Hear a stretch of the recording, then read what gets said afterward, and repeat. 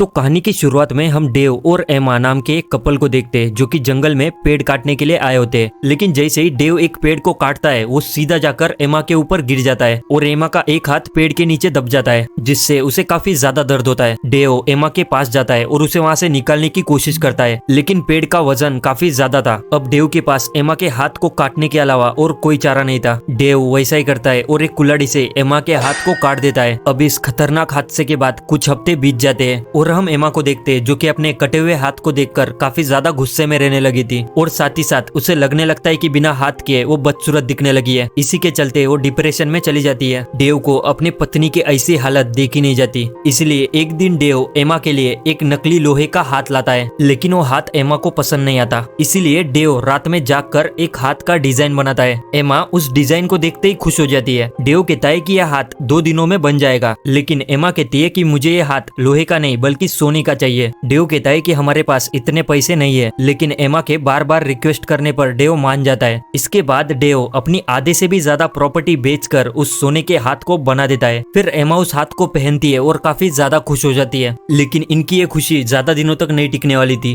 क्योंकि कुछ ही दिनों में एमा के उस सोने के हाथ की वजह से उसके पूरे शरीर में इंफेक्शन फैल जाता है। डॉक्टर उन्हें कहते हैं कि इस हाथ को निकालना होगा, नहीं तो इंफेक्शन फैलने से तुम्हारी जान भी जा सकती है। लेकिन एमा को वो हाथ इतना पसंद आ गया था कि वो हाथ को निकालने के लिए मना कर देती है। डॉक्टर डेव को उसे समझाने के लिए कहते हैं, लेकिन डेव अपनी पत्नी से बहुत प्यार करता था, इसलिए वो डॉक्टर को बिना हाथ निकाले एमा का इलाज करने के लिए कहता है। अब इसके बाद कुछ दिन बीत जाते हैं और एमा की तबीयत इतनी खराब हो गई थी कि वो अपनी आखिरी सांसें लेने लगती है। लेकिन मरने से पहले वो डेव से कहती है कि मेरे इस सोने के हाथ को मेरे मरने के बाद मेरे साथ ही दफना देना, और ये कहकर वो अपना दम तोड़ देती है। अब यहाँ से सीन कट होकर हम एमा के फ्यूनरल को देखते हैं, जहाँ पर डेव एमा की आखिरी इच्छा पूरी करते हुए उसके सोने के हाथ को भी उसके साथ ही दफना देता है। इसके बाद कुछ हफ्ते बीत जाते हैं और हम डेव को देखते हैं जो कि काफी ज्यादा परेशान दिख रहा था, क्योंकि डेव को उसकी जॉब से निकाल दिया गया था और वो फाइनेंशियली काफी ज्यादा गरीब हो चुका था। तभी डेव को एमा के उस सोने के हाथ की याद आती है, जिसे बेचकर उसे काफी ज्यादा पैसे मिल सकते थे। इसीलिए वो रात के अंधेरे में एमा की कब्र के पास जाता है। वहाँ पर डेव एक कुल्हाड़ी से एमा की कब्र को तोड़ देता है। फिर अंदर वो देखता है कि एमा की डेड बॉडी सड़ चुकी है, लेकिन उसका सोने का हाथ बिल्कुल सही सलामत है। डेव उस हाथ को निकालने की कोशिश करता है, लेकिन वो हाथ काफी ज्यादा टाइट था, इसीलिए वो कुल्हाड़ी उठाता है और उस हाथ को काटने की सोचता है।